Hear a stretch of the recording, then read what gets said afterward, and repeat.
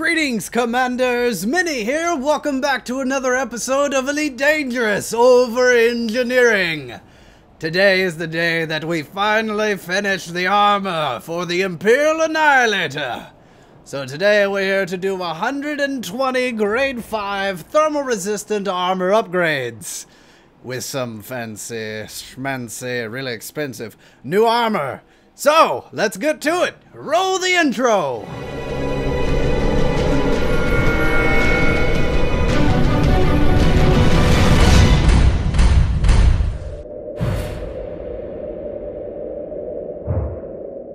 Okay, Celine Jean, I know I've hit you up 2 weeks in a row for making my ships nice and hard. Don't give me that disapproving look. Anyway, I need you to work on some grade 5 armor for my brand new reactive surface composite armor, which is very expensive. 388,771,107 credits. Gone from my wallet. So, let's see here. Thermal resist can go from 35 to 56. Explosive resistance can decrease to a minimum of 8 and a maximum negative of 16. Kinetic resistance down by 15 or 7.5. So, materials needed. Phase alloys.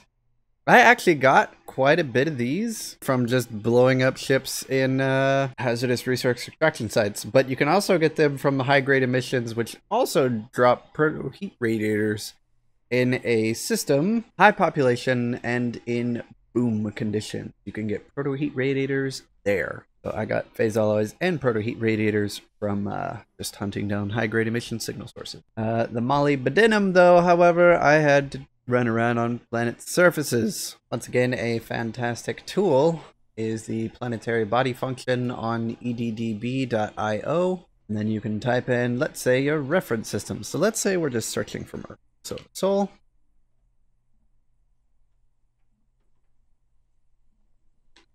Oop, IBOL.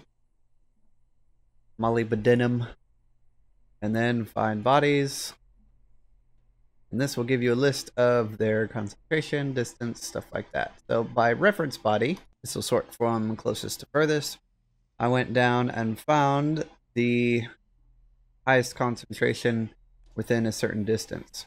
You can either do it by distance or sort by concentration. However, some of these are quite far away, so I picked the closest one to me, which was this one. Antilles Sector KM TAC W C1 TAC 5 Planet 1, and the planetary bodies in this system. This one has a 2.9% drop rate for molybdenum and a 2.1% drop rate for arsenic. So I actually got quite a bit of arsenic and molybdenum. You can also get a little bit of tungsten and a few other elements here as well. Anyway, let's go ahead and do these rolls. Right now, I'm only going to be working on the reactive surface composite armor for the Imperial Annihilator. Depending on how these rolls go, I might bring another ship to eat up the rest of the rolls, because we have 120 rolls total that I have available to do. So, let's go ahead and, of course, mute my mic and get to it. If I bring another ship, I'll let you know. View cost and generate.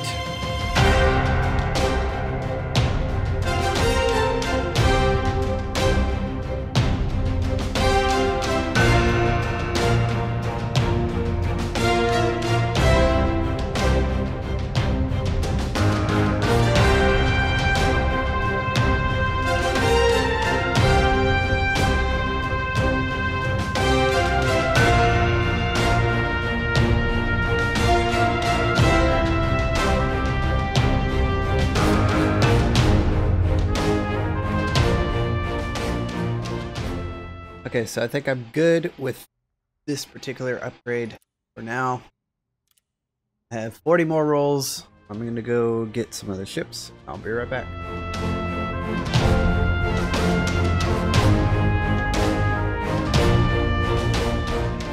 So, we're not at an engineer base.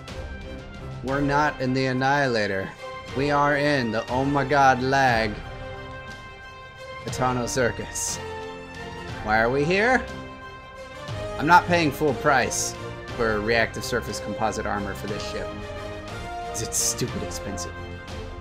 So, I'm here at Dental Hub in the Harm system to get some armor upgrades to this thing.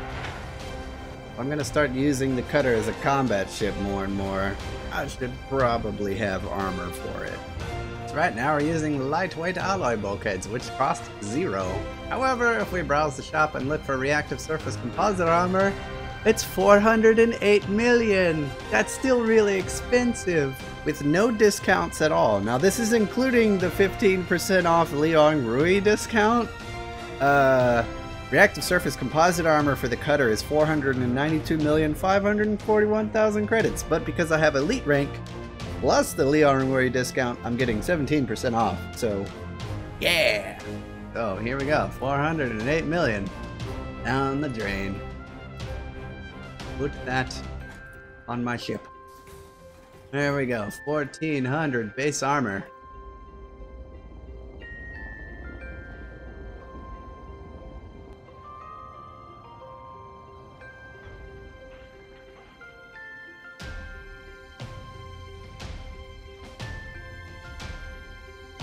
Alright, Celine. I have some very, very expensive armor for you to work on. Oh man. Alright, so we've got all the way at the bottom grade 5 thermal resistant armor for reactive surface composite for an Imperial cutter. Two largest and most expensive ships in the game. Let's upgrade this armor real good.